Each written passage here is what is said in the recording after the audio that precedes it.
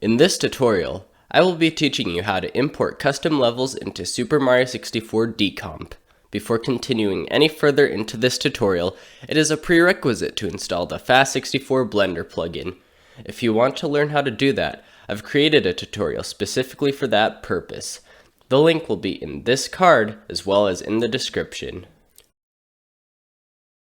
I've created a very basic level model off screen, but all you need to do is make your level model, add FAST64 materials, then it should be ready. Mario is roughly the size of a Blender cube at 100 unit scale. Since 100 is the default scale, you don't need to worry about changing it. Our level mesh we currently have seems a bit too small. Let's scale it up to be realistic compared to the size of Mario. You can press the A key in Blender to select everything, then press the S key to scale everything up with your mouse.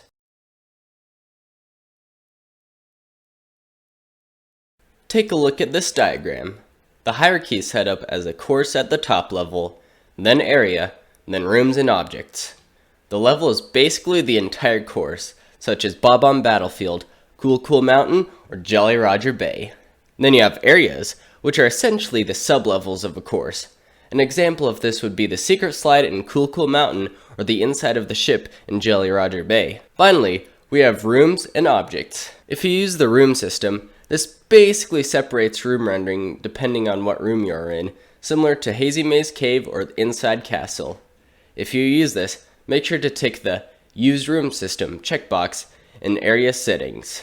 Finally, there are objects which are the bread and butter of the level, such as trees, Goombas, and coins. First, create an empty in Blender. Preferably, this should be at the very center of the level. Then, set the empty to the level type. Then, inside the empty, put another empty, but configure that empty as an area instead. To parent an empty to another empty, shift and click the empty in the hierarchy, then drag and drop it onto the other empty you want to parent it with.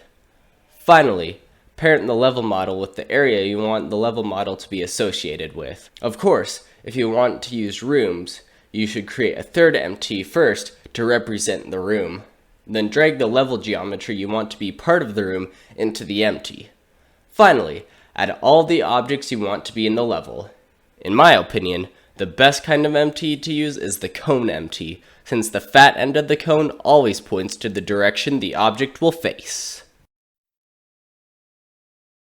The warp system is how SM64 handles transitions between levels and areas. If you jump into a hole, you might be transported into a different level. When you collect a star or die, you also get sent to a warp. Speaking of which, it's very important to know some hard-coded warps in the game. Warp 10 is usually the default warp that Mario starts at in any level. Warp 241 is where you get sent to when you die, and 240 is where you get sent to if you collect a star. If Mario gets sent to one of these warps without an ID being associated with it, the game will crash. Make sure to configure these warps. For the sake of this tutorial though, I'm only going to be configuring the entrance warp. All warp IDs are configured in the area settings. In order for the warp IDs to work, it needs a warp object associated. There are many objects in Super Mario 64 that are used for the purposes of warping, but for the sake of this tutorial, I will be using the simple Mario Start warp object. Once you've got everything set up, all that's left to do is import your level.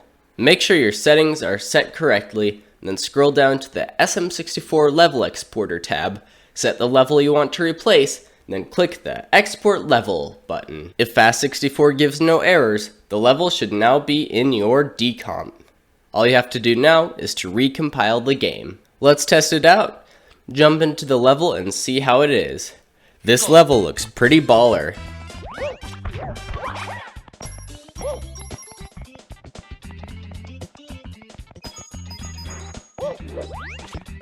Now you can make an entire ROM hack. If there was a part of this video you could not hear or understand, the full script for the tutorial will be in the description. Subscribe to this channel to get notified of new Decomp tutorials.